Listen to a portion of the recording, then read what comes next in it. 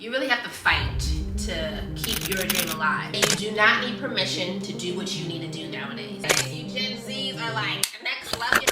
The HR pulled me into the office and was like, I don't think this is working out. And they fired me. You know, you're not behind at 19. I always felt like I'm not made for a cubicle. Like, just try to experience some hard things. Like, get yourself in the door.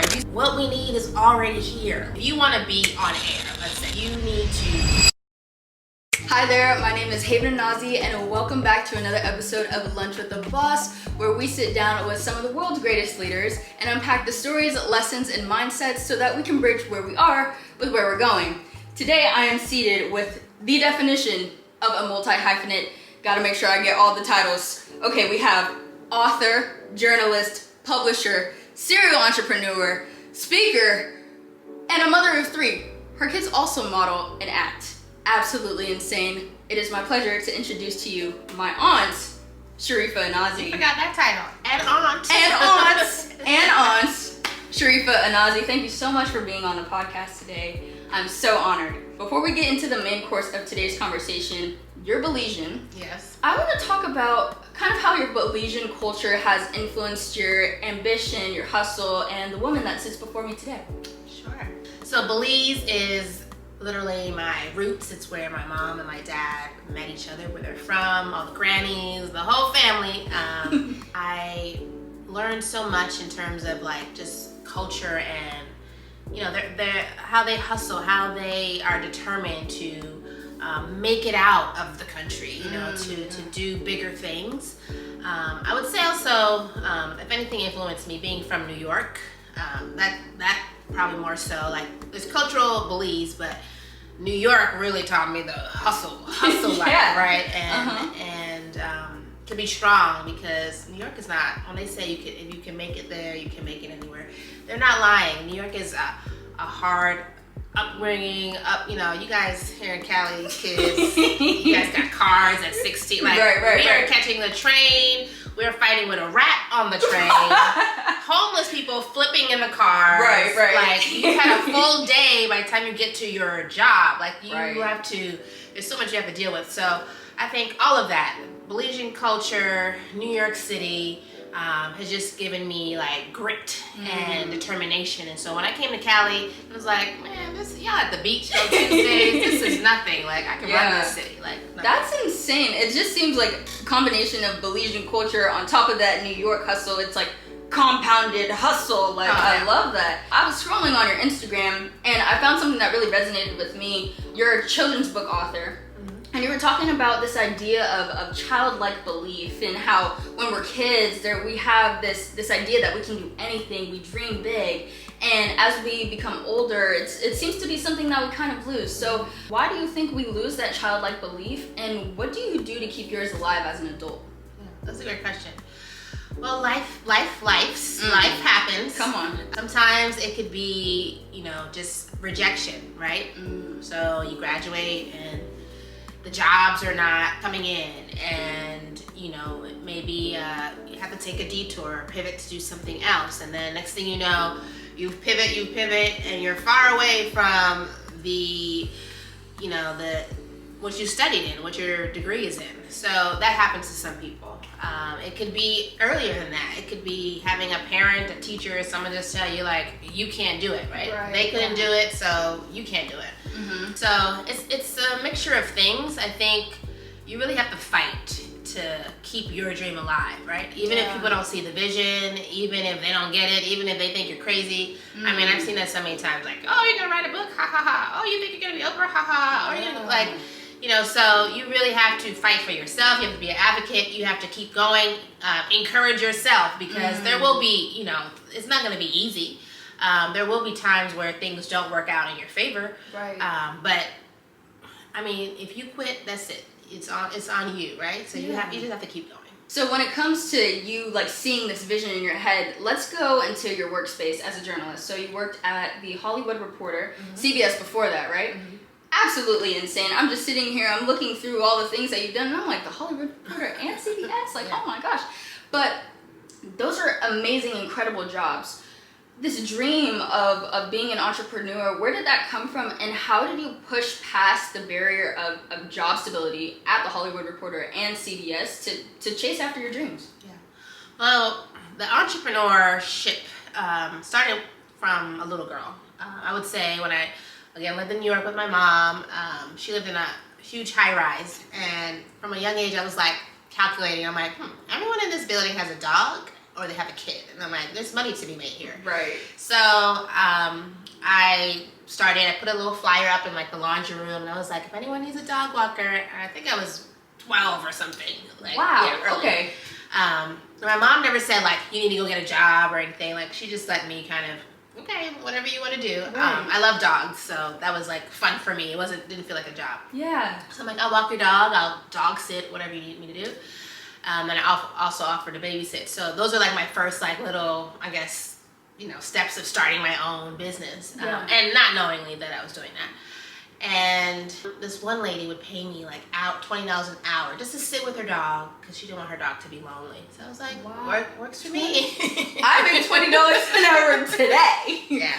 What? Yeah. Oh, you're balling. Okay. Yeah, I had my little bank book. Yeah. I was stacking up. Right. I know that's right. So well. Come on. So it started from then, but then I knew also like I wanted to go to college. Yeah. I knew journalism from very early on. I had teachers who were like, journalism is your thing, girl. You gotta go for journalism. Right. Everyone's Yeah. saying journalism. So I was like, okay, that sounds like it. So it took me almost a year to get something. I knew I wanted to work for CBS, ABC, one of the big dogs. Like, right. It had to be one of them. But I wasn't going to give up. So, I don't have a daddy that can help me. There was no nepotism going on there. So it was just, you got to work your way or figure out networks. Anyone that I found out if they were working at ABC, here's my resume. I was right. Okay. networking, doing what I could. So it took a year after graduating. And then I got a call to be in the CBS page program. Someone had passed my resume. They passed my resume. Yeah. And it's kind of like their entry level program, and it's 18 months, and you get to work in various departments. Oh, okay. And kind of see, like, you can get hired within that 18 month. Mm-hmm. Well, that's the goal, like, to get hired. Yeah. And so that was all very exciting for me. I'm finally in this world. This is what I wanted. And then I think, after CBS, got to Hollywood Reporter, getting older, getting married, having a child, I had also started my first business then. I'll say this too, like, I've always felt like I'm not made for a cubicle. Like, there's something, I'm very creative, and there's something very like, it's like, oh, I'm in this box. I'm not supposed to be here. Like, I didn't feel like I liked what I was doing, but I just didn't feel like I don't belong here. I just felt that always. So I was doing my business on the side, a little side hustle, which I recommend. Like, there's nothing wrong with having your full-time gig and doing your passion stuff on the side. Yeah. And what I found was that my passion stuff was really elevating and picking up, and I was making more on my passion than I was at the 9 to 5. So I was like, maybe let's make some moves here. Yeah. So once I had my first son, it was hard to go back to work, and I'm like, oh, I don't want to leave this baby. I do have my side hustle. Right. It could become my main hustle now. Yeah. So that helped me to be able to make that. It was hard. I'm not gonna lie. Okay. I was definitely crying and some praying, and is this the right choice? Because journalism and being in that world, those are not jobs that you just walk away from. Like, there's someone out there praying for your spot. So if you're exiting, like, okay, it's not something you can just call up and say, okay, I want my job back. Yeah. So it was definitely a hard decision to make. But I did so with faith and having my husband's support, and just trusting in the process, trusting in what I had going on. That's beautiful. So many things to unpack here. First of all, I love that you didn't let your passions die even having a corporate job.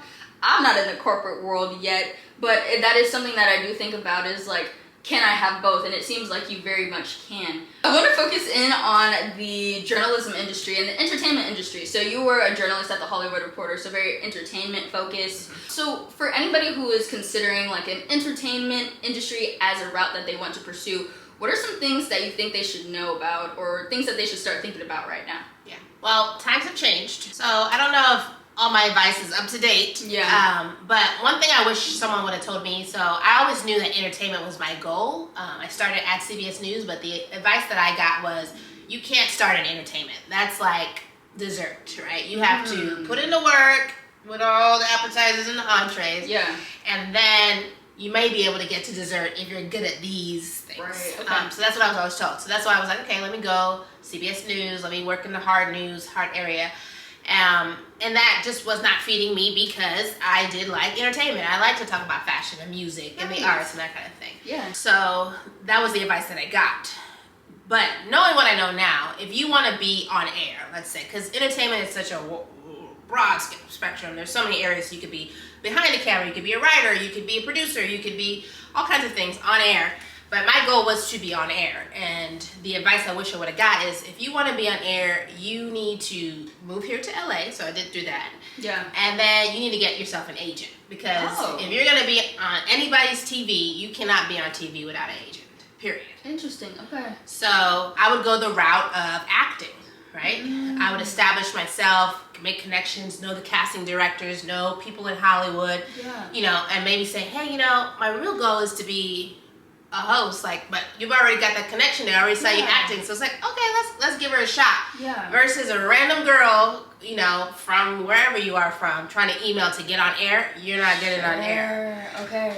So I wish someone would have gave me that, because you mentioned that my kids are in entertainment and they have an agent. I see the process now.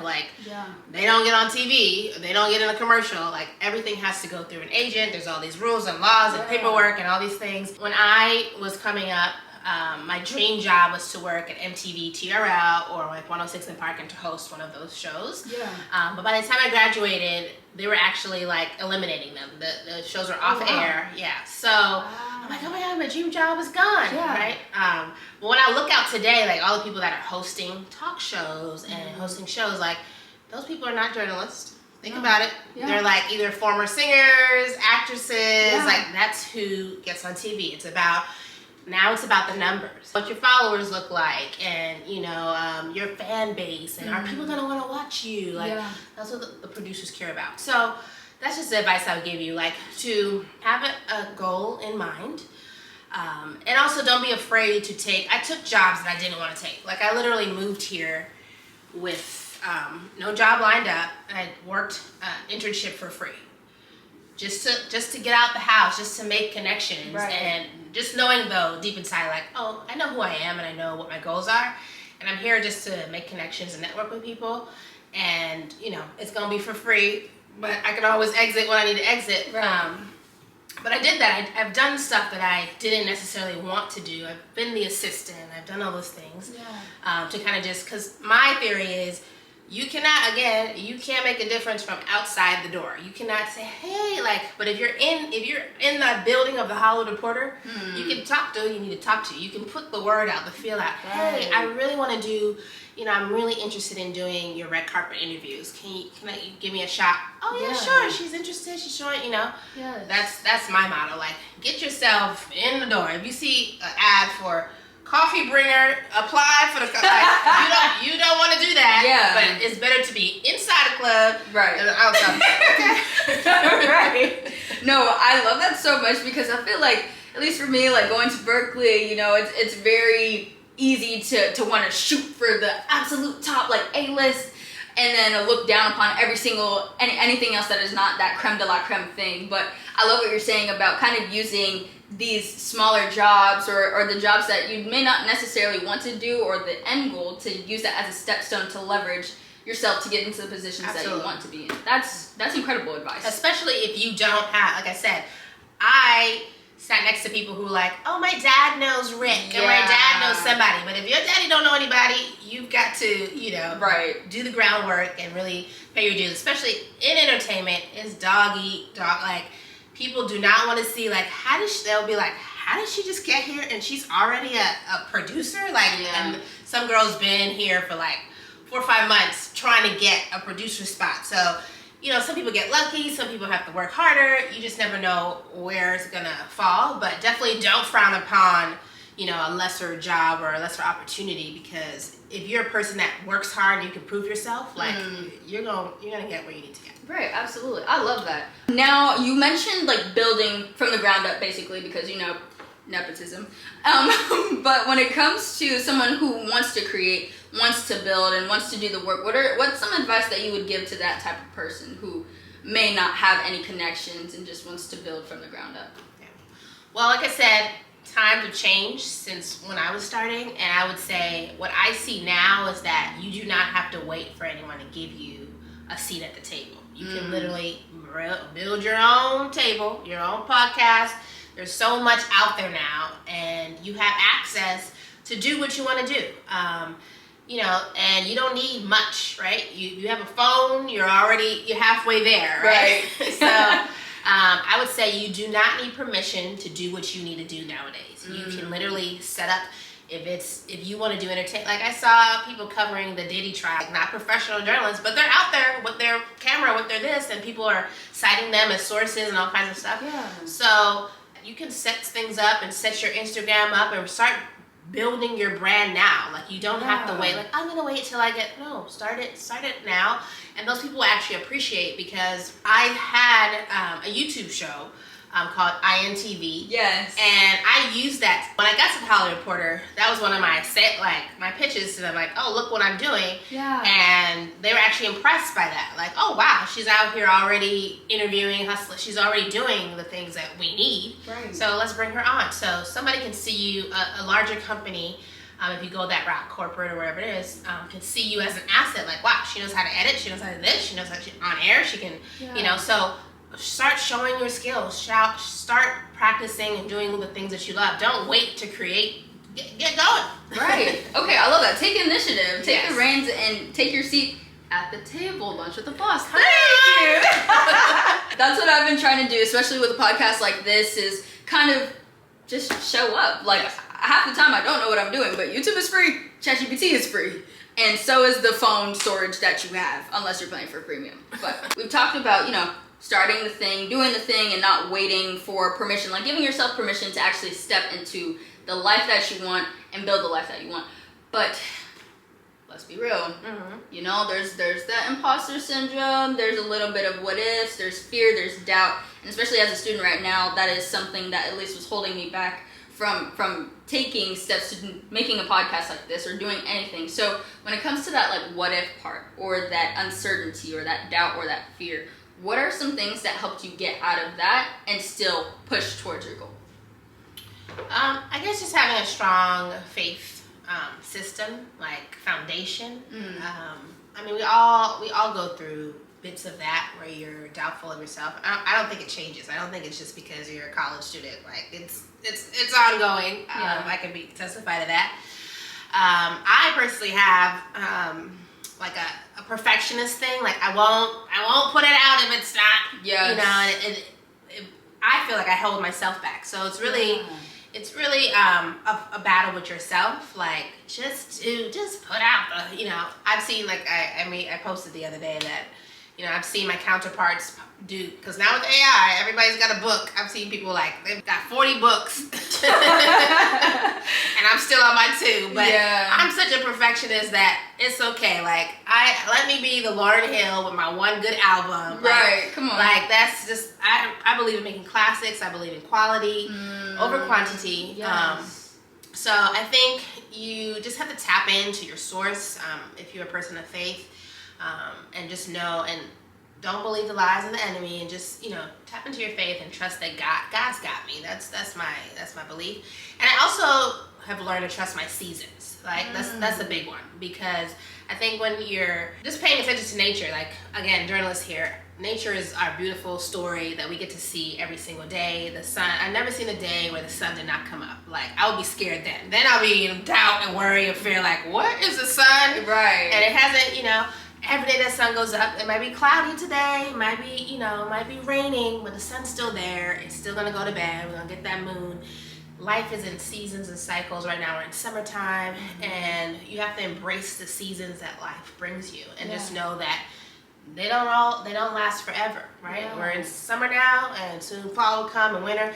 And some people have different winters, right? A Cali winter and a New York winter ain't the same winter. Different winters. Different winters. So, yeah. Again, embrace the kind of winter that you have. Like, oh, that this is getting hard or whatever it is. But again, just trusting yourself, tapping into your faith, tapping into a source, encouraging yourself. Whether it's you got to play music, read some, read other books that help self-help. I'm a big self-help person. I love those. Me too. Anything to keep you going and keep you motivated. Yeah.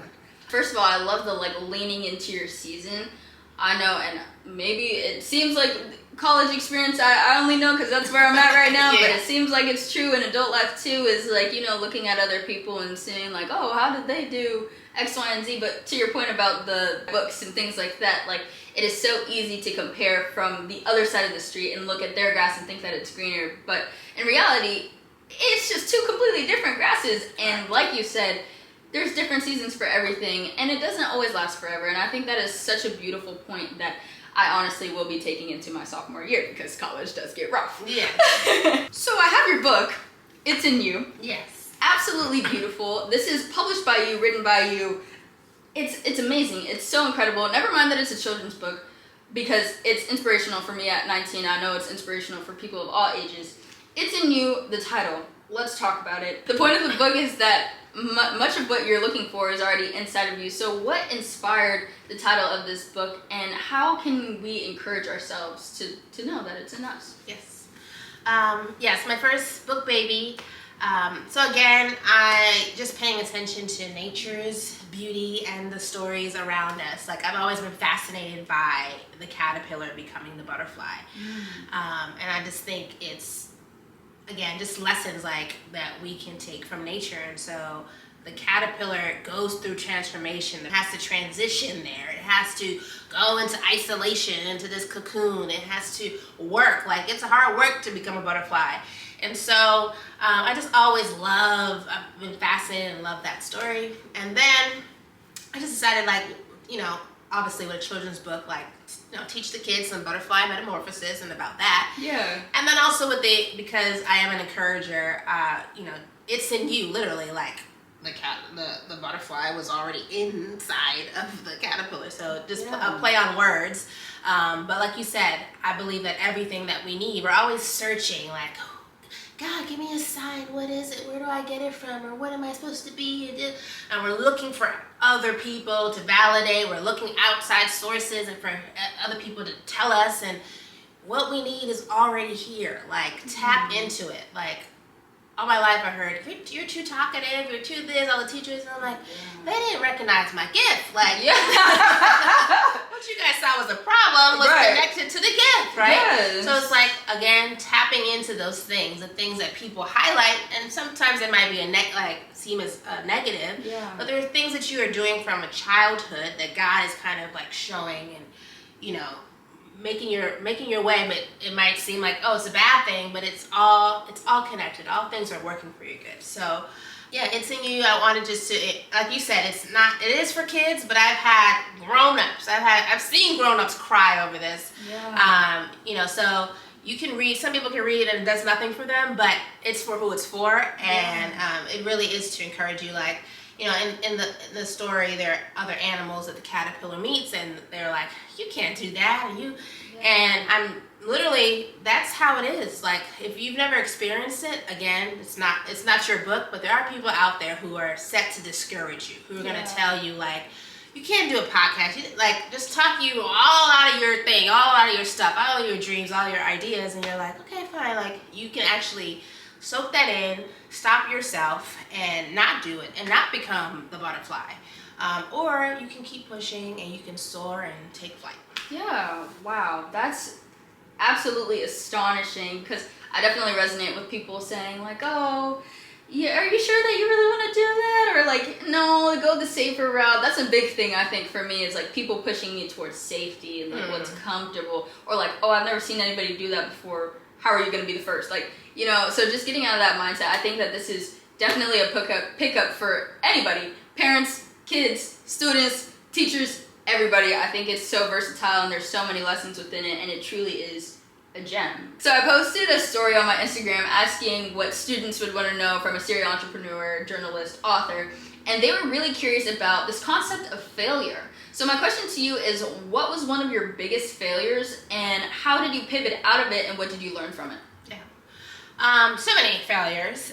Let's see. I would say, so when I was living in New York, working at CBS, I worked at the time with Couric, and a time had come where she was announcing that she was departing. My boss was departing. The whole department was getting flipped upside down. The offices were being broken down. I was like, what is, like, change, change is hard. I was in my early 20s. And so I was getting all the red flags, like, it's time for me to get up out of here. Like, gotta go. But they were kind of like behind the scenes, like trying to work something out to get me into some new position since my boss was leaving. Yeah. And something in me was just like, no, I don't want to. I put in a 2-week notice and decided to leave the job. And then everyone was like, where are you going? Are you crazy? It's hard out there, blah, blah, blah. No, I'll figure it out. And so went job hunting, and I saw a position at, like, it was still media related, but like a cable situation. We're not naming names. But what caught me was the salary, and I was like, that looks lovely. Like, okay, that's way more than what I'm making now. So went on the interview, did the whole thing. Love it. Would love you to start. So quit CBS, started this, still in New York, and started this new job.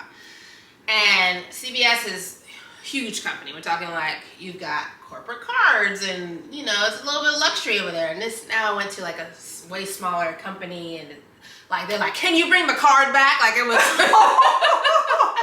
like a total different like system. I'm like, okay, like can't like log on to can't check your email. Like it's just weird stuff. And I was like, I just was there, and I was like, I don't fit in here. Yeah, I don't like it. So it was just like on Sunday nights, I would like cringe, like having to think about going there on Monday. Like that's how hard it was. And I was like, did I make the wrong choice? Like, why did I leave? Why did I quit? Like, so, I mean, looking back now, I wouldn't say failure, but that's one of the things that I do see as like, I should have maybe not jumped ship so early. Maybe should just seen how things played out. And, then decide then, like, okay, if this really wasn't for me, but this new place that I picked for the salary really wasn't for me. Yeah. And then, so, like, I was there maybe 3 months, like, just dragging, like, oh, I hate this place, I need to get out. Yeah. And then the HR pulled me into the office and was like, we don't think this is working out. And they fired me. But I was actually happy. Yeah. Like, yes. Oh, my gosh. Wow, okay. Yeah, so they fired me. And I wasn't sad about it because the feelings were definitely mutual. Right. But then I was like, oh my God, now I just went from quitting CBS to now you're fired. Yeah. And then a little thing worked out because they were like, it was just all God in favor, but they were like, we're sorry it didn't work out, but we want to give you like a severance package, which is kind of unheard of for a company you've only worked for a couple of months. That's like work somewhere for years and they let you go, then that kind of happened. But a month, you're under like whatever it is. So that was unheard of. So here I was fired. And they're like, oh, you can also collect unemployment, whatever. So unemployed, fired, got my little severance pay, and I was like, is this the time to move to LA? And long story short, here we're sitting here now. It was a failure, but then I pivoted and moved on and worked it to my favor to basically get to LA, because had that not happened, I don't know, I would have still stayed in New York. I would have still definitely, like, CBS has they put you on a track, like you're gonna get this job, you're gonna move up, then you're gonna be producer. Like people stay there for years. Like you're the assistant director is waiting for the main director to die so that he can get his job. That's how it works. Yeah, like you stay there. You don't just bounce around. Right. It's not that kind of industry. So let's talk about pivots, because I think that's your legacy, being able to go from New York and CBS, then pivoting to this new job, then LA, then pivoting, so many pivots. And I feel like pivoting, at least for me, even in this season, it's kind of like being a kid on a diving board, and you're looking at the water, and it's like, okay, I'm gonna have to do it, but I don't want to jump yet. Like, what was the signal in your mind that this is time to pivot? And even when you did make the mistake, the failure of pivoting too early, like, how do you rectify that and bounce back? Yeah. Like I said, I use it to my advantage. So they gave me the severance pay. I had some money still coming in. I was looking for jobs that wasn't working, and so my pivot was, I also believe it was just a sign. Like sometimes when things are not working out exactly how you plan, how you imagine, that maybe it's a sign or a push. Like I definitely believe it's a push for you to try something else, because sometimes we're afraid to make that jump on our own, but if you get pushed to do it, you're like, okay, well, here I am now. I don't have a choice. Right. And so pivot also just has to be the name of the game, because when we look now, you're scrolling, it's like AI is taking everything over. You were talking about ChatGPT earlier. I didn't have any of that. Like, things are constantly evolving and changing, and you have to be adaptable in this world. You have to be adaptable in news, in entertainment, because things are constantly changing, and you're going to get left behind if you, if you don't jump on the bandwagon. So I think pivoting should just be everyone's life goal, and being adaptable, right? I think back to your questions about cultural and growing up Belize and New York, like that helped me, because I remember people like who, when I went to Penn State, there were people who could not go away to college. Like they were deathly afraid. They had to stay in New York. They had to stay. I was like, I'm not catching the bus to college. Like I'm like, across town. Like I have to get the full-on college experience, and all of that helped me, because Pennsylvania and New York, again, it's like middle of nowhere, just bushes, like cultural shock.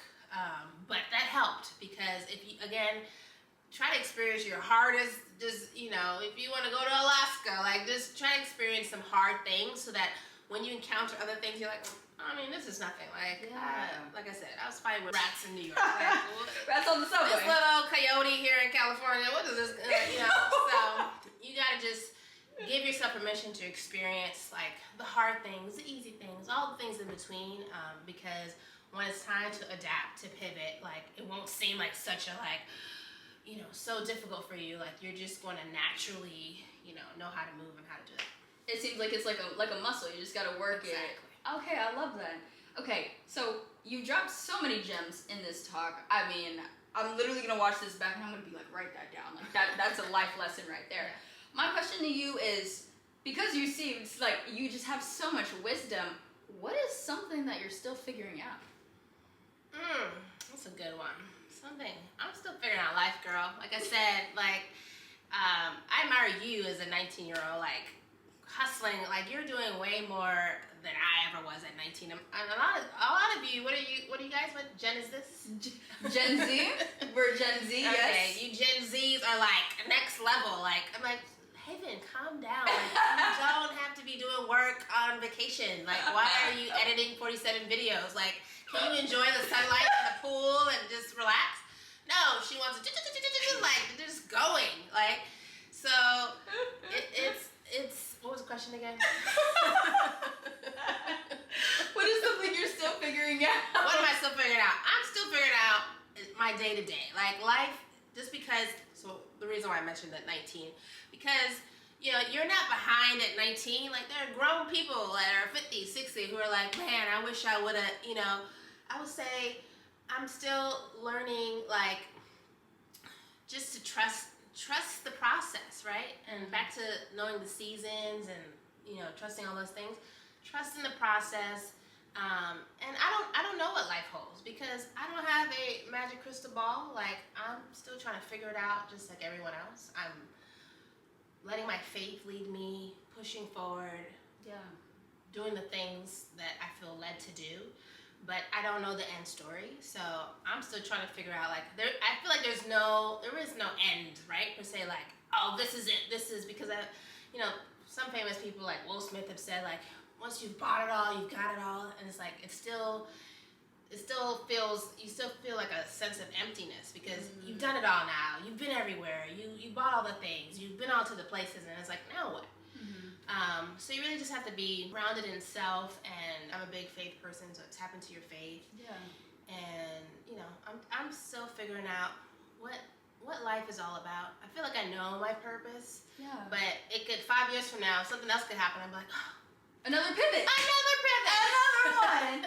I really like that because, man, I really, the way that I hustle on vacation is because I really want to figure it out, but I don't have it figured out either. So it's really nice that you say that because it's just like it's an ongoing thing. It's your journey. Yeah. I think whenever you go to a funeral, they always mention that.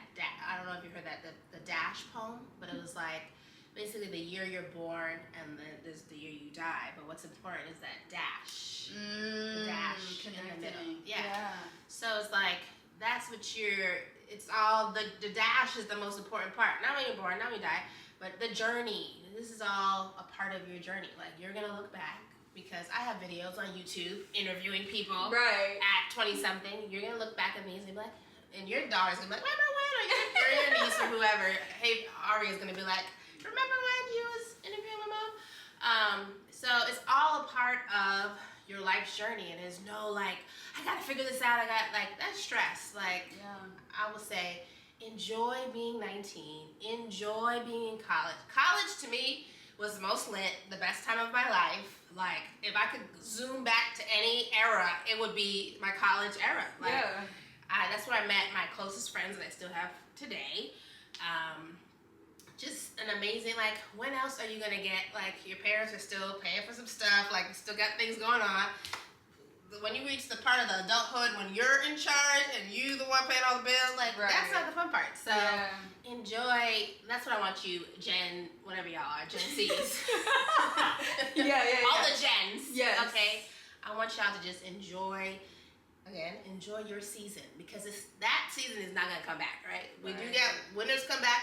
But that college life, that, you know, that time of being away and enjoying all of that and going out and the partying, like, oh, that's just fun. Like, you know, enjoy that phase of your life because it's not gonna come back. And, you know, you only get one opportunity. Right. Unless you become a college lifer, you just stay there. God forbid. Get your master's or your this or your PhD. Then yes, God condone, God permit. God permit, yes. Yeah. Okay, but even those are not the same. Like, it's not the same as the first 4 years. Yeah. Enjoy your season. Enjoy the moment and maximize your opportunities in this moment. Correct. There's so many seasons in life, but to be able to share this one with you has been truly impactful. Oh, so thanks. Okay. If you want to connect with Sharifa, all of her links to her books, her socials are going to be down in the description below. And like she said, give yourself the permission to take your seat at the table and go after what it is that you want in life. I'm Tabitha Brown. This is Sharifa Anozie. It's been Lunch with the Boss. Thank you so much for watching. See you next time. Bye.